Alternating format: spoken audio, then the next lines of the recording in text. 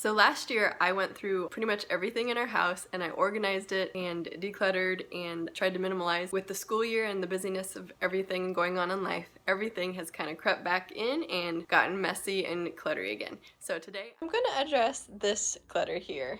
My kids are outside playing again. They started the day by building a fort. They had an unusually clear floor, and that quickly ended when my daughter decided she wanted to change in here, and this is kind of her MO. So this bin down here has paper that my kids are supposed to have if their school goes online. Normally they're in person. And I thought that this would be a good solution to have them using kids' paper for art instead of printer paper. But because it's in here, they don't really look to use it, and they just end up using the printer paper that we've paid for. So I need to come up with a better organization solution for this, because this looks really messy. So I think I have an idea. Right here we have a bunch of books that we do not access at all. I like the Cynthia Tobias book. I plan to read that, but the other workbooks and stuff, my kids just don't use. So I think it's time to give those away. So that's what I'm gonna do. So we've got a phonics book from the Dollar Tree that still has some life in it. Maybe a little bit.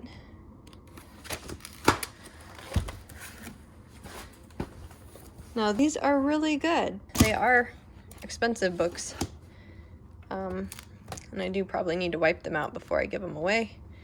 So I'll do that or have a kid do that.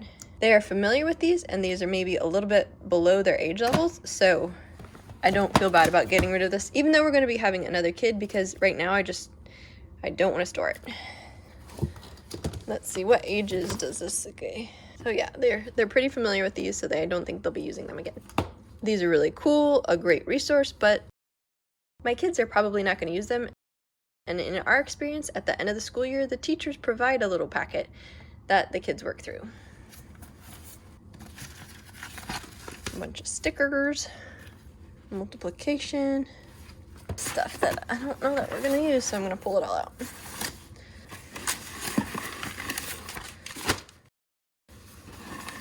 These are my books that I do want. And I don't even know what those are. Don't know. Now, obviously, we've got a lot going on around here. I've got a bunch of wall repair to be doing around the house, and so that's what this mess here is. But I'm gonna be focusing my efforts here and then move on from there. So, school supplies, I'm gonna put that first because that's most necessary. The clutter in your home can get really chaotic really quickly, can't it? That's what we're having here, and I just gotta tackle it because it's driving me nuts. Okay, I'm not sure of a good system for this right here. I think I'm gonna go back to the cereal box concept for these papers, just to have them standing up and not slipping down because they're wobbly.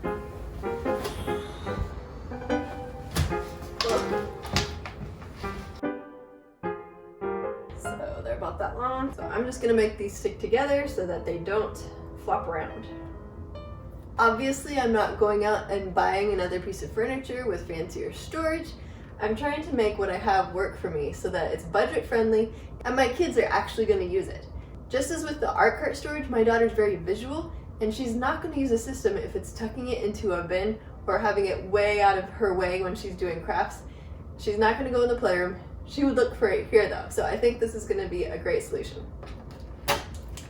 As Cass from Clutterbug says, it's not about using pretty containers. You can get to that later. It's about finding an organization system that works for your style so that you'll maintain it and not just keep slipping back into clutter.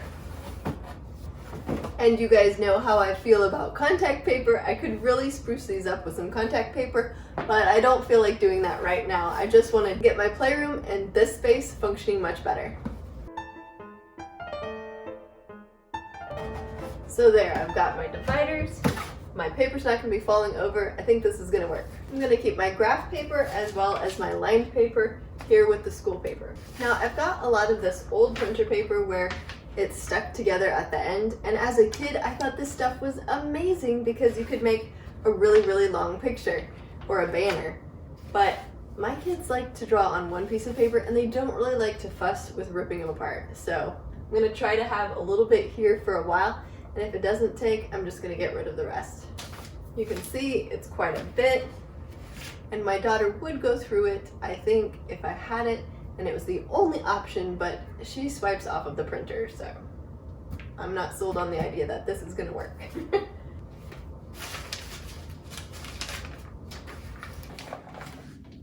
Okay, I think all this can go in the recycle.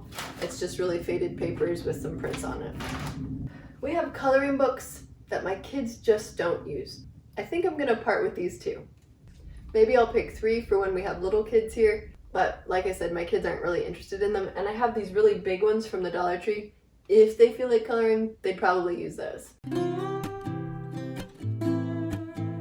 So let's see, kittens. This is pretty beat up, I'm gonna recycle it.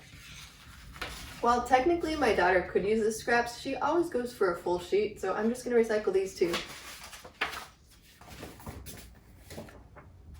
This is a sticker hidden picture book. I think she forgot she had it because she couldn't see it. There's a lot of life in it. There's a lot of life left in this. I think this would be great for a road trip. I'm gonna keep that one. Okay, so I picked up my 3 coloring books. I've got a few activity books, and now for the rest of the paper. Make that 4. Got quite the recycling pile piling up.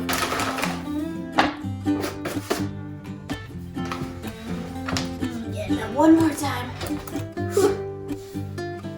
Hopefully it's the last time. Okay.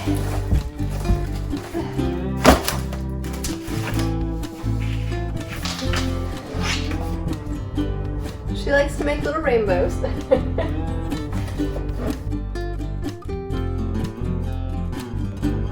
Okay, I've made my mess a lot bigger, but at least she has her papers here. Okay, I'm gonna tape this on so it doesn't get lost, and I'm gonna make sure somebody else can have fun with this.